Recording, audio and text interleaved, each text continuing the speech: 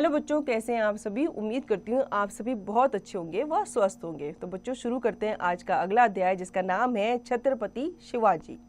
हम सीखेंगे देश प्रेम, नारी सम्मान, उदारता, परोपकार, जन कल्याण का भाव। चर्चा के बिंदु। क्या आप शिवाजी का पूरा नाम जानते हैं? व्यक्ति की पहचान किससे होती है? शिवाजी के चरित्र की क्या विशेषता थी? पाठ में व्यक्ति की पहचान उसके चरित्र से होती है। आचरण की पवित्रता व्यक्ति को महान बना देती है। छत्रपति शिवाजी में भी हमें ऐसी ही महानता के दर्शन होते हैं। उनका चरित्र अनुकरणीय है। पात्र। छत्रपति शिवाजी भारत में मराठा राज्य की नींव डालने वाले मराठा सरदार। मोरोपंत शिवाजी का महामंत्री। सोनदेव शिवाजी का सेनापति। मुल्ला अहमद बीजापुर के नवाब का एक सूबेदार तथा कल्याण के किले का सूबेदार। गोहर बानो मुल्ला अहमद की पुत्रवधू। कुछ सैनिक। तो ये इस कहानी के पात्र थे। अब कहानी शुरू करते हैं। स्थान शिवाजी का दुर्ग। शिवाजी दुर्ग में अपने कुछ विश्ववत सैनिकों के साथ अपने आसन पर बैठे हैं। शिवाजी अपने विश्वत सैनिक से, क्या कल्याण के किले से कोई समाचार आया है? सैनिक, अभी तो नहीं, पर आता ही होगा। श्रीमंत, आप विश्वास रखिए, सेनापति सोनदेव के कुशल नेतृत्व में हमारी सेना किले पर अपना ध्वज अवश्य फहरा देगी। शिवाजी, हमें अपने सेनापति पर पूरा विश्वास है, परंतु युद्ध इतने दिन चलेगा इसकी हमें आशा नहीं थी। महामंत्री मोरोपंत का प्रवेश। अब वहाँ पे उनके जो महामंत्री हैं मोरोपंत, वो आ जाते हैं। मोरोपंत, छत्रपति शिवाजी की जय। माता जीजाबाई की जय। शिवाजी, कहिए महामंत्री जी, युद्ध क्षेत्र से कोई समाचार आया है? मोरोपंत, श्रीमंत, हमारी सेना विजयी हुई। शिवाजी, तो क्या कल्याण के किले पर हमारा अधिकार हो गया? मोरोपंत, जी श्रीमंत, कल्याण का किला अब हमारे अधिकार में है। शिवाजी, लेकिन सेनापति सोनदेव अभी तक क्यों नहीं आए? कहीं युद्ध में? मोरोपंत बीच में शिवाजी की बात काटते हुए, नहीं महाराज, वे आते ही होंगे, उन्होंने ही अपनी जीत का संदेश भिजवाया है। सेनापति सोनदेव का प्रवेश। अब वहां पे सेनापति सोनदेव आ जाते हैं। सोनदेव, महाराज की जय हो। श्रीमंत, माँ भवानी की कृपा, माता जीजाबाई के आशीर्वाद, आपके प्रताप और हमारे सैनिकों की बहादुरी के कारण हमने कल्याण के किले पर अधिकार कर लिया है। शिवाजी, हम जानते हैं, हमें अपने सैनिकों और आपकी वीरता पर तनिक भी संदेह नहीं था। जहां आप जैसे सेनापति हों वहां हार का तो प्रश्न ही नहीं उठता। यह जीत आप सबकी है। हमें अपने वीरों पर गर्व है। युद्ध के बारे में कुछ बताइए। सोनदेव, महाराज, जैसा कि आप जानते हैं यह युद्ध कई दिनों तक चला। किले पर अधिकार करने के लिए हमें अपने कई वीरों के प्राणों की आहुति देनी पड़ी। शत्रु के सैनिक भी बड़ी वीरता से लड़े।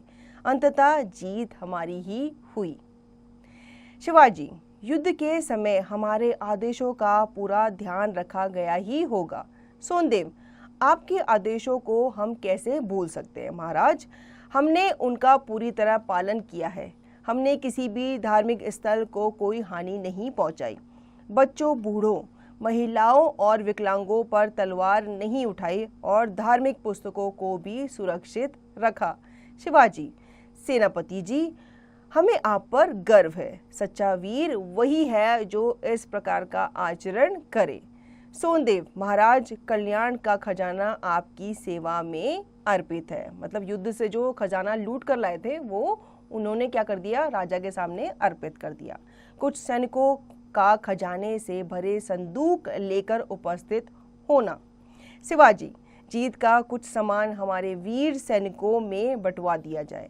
जिन सैनिकों ने इस युद्ध में वीरगति पाई है उनके परिवारों को भी इस खजाने का कुछ भाग भिजवा दिया जाए, सबको हिस्सा मिले, कोई छूट ना जाए। सोना, चांदी, हीरे, मोती और अस्त्र शस्त्र रायगढ़ के किले में भेज दिए जाएं। इसका उपयोग मराठा राज्य को बढ़ाने के लिए किया जाएगा।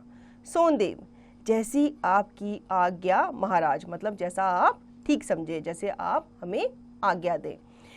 श्रीमंत, इस खजाने के अलावा हमें एक और अमूल्य वस्तु भी हाथ लगी है। वह अमूल्य भेंट मैं आपको अर्पित करना चाहता हूँ।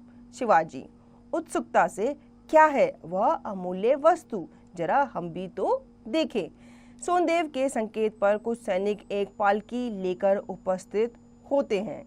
सोनदेव, वह अमूल्य रत्न है कल्याण प्रदेश के सूबेदार मुल्ला अहमद की पुत्र वधू गौहर बानू। शिवाजी गंभीर आवाज में, गौहर बानू? गौहर बानू तो स्त्री है, तुमने स्त्री को क्यों कैद किया? क्या तुम मेरी आज्ञा भूल गए? सोनदेव, नहीं महाराज, भूला नहीं, इसलिए युद्ध में हमने स्त्रियों को कैद नहीं किया, मस्जिद की एक ईंट को भी नुकसान नहीं पहुंचाया, कुरान की कहीं बेइज्जती नहीं होने दी। मैं चाहता तो सूबेदार के सारे परिवार को बंदी बना सकता था, लेकिन किसी को हाथ भी नहीं लगाया गया। किंतु गौहर बानू साधारण स्त्री नहीं है। श्रीमंत, मुझे इस गलती के लिए क्षमा किया जाए। शिवाजी, किंतु परंतु कुछ नहीं सोनदेव, प्रत्येक स्त्री स्त्री है, तुमने राजज्ञा का उल्लंघन किया है, तुम अपराधी हो, तुम्हें क्षमा नहीं किया जा सकता। जाओ गौहर बानू को तुरंत राज दरबार में ले आओ। अभी शिवाजी जो होते हैं वो बहुत गुस्सा हो जाते हैं, वो कहते हैं कि तुमने मेरी आज्ञा का पालन नहीं किया, जाओ जाकर गौहर बानू को यहाँ राज दरबार में ले आओ। गौहर बानू का प्रवेश। उसके मुख पर पतला सा नकाब है। गौहर बानू के प्रवेश करते ही शिवाजी सिंहासन से उठ खड़े होते हैं। शिवाजी आदर के साथ, आइए गौहर बानू, आपको बंदी बनाकर मेरे सरदार ने बड़ी गलती की है और मेरी आज्ञा का उल्लंघन किया है, मैं उसे सजा दूंगा, मेरे सरदार की गलती के लिए मुझे क्षमा कर दीजिए। वो उनसे कहते हैं कि इसकी तरफ से माफ़ी मैं आपसे मांगता हूँ। गौहर बानू, आप मुझसे माफ़ी ना मांगे, मैं बहुत छोटी हूँ। शिवाजी, इसमें छोटे बड़े की कोई बात नहीं है गौहर बानू, गलती के लिए क्षमा मांगनी ही चाहिए, मेरे लिए प्रत्येक स्त्री माँ के समान है। शिवाजी की बात सुनकर गौहर बानू आगे बढ़कर नकाब उलट देती है। शिवाजी उसे देखकर, कितना अच्छा होता कि मेरी माँ भी आपकी तरह सुंदर होती, तो मैं भी सुंदर होता। आपको बहुत कष्ट हुआ है गौहर बानू, मैं इसके लिए क्षमा मांगता हूँ। गौहर बानू, मुझे शर्मिंदा ना कीजिए श्रीमंत।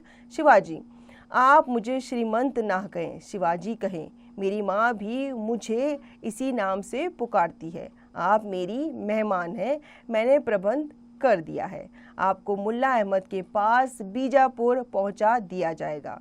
सोनदेव, तुमने जो गलती की है उसके लिए माफ़ी मांगो। सोनदेव घुटने टेककर गौहर बानू से क्षमा मांगते हैं। गौहर बानू की आंखों में आंसू आ जाते हैं। सरदार और सिपाही शिवाजी की जय बोल उठते हैं।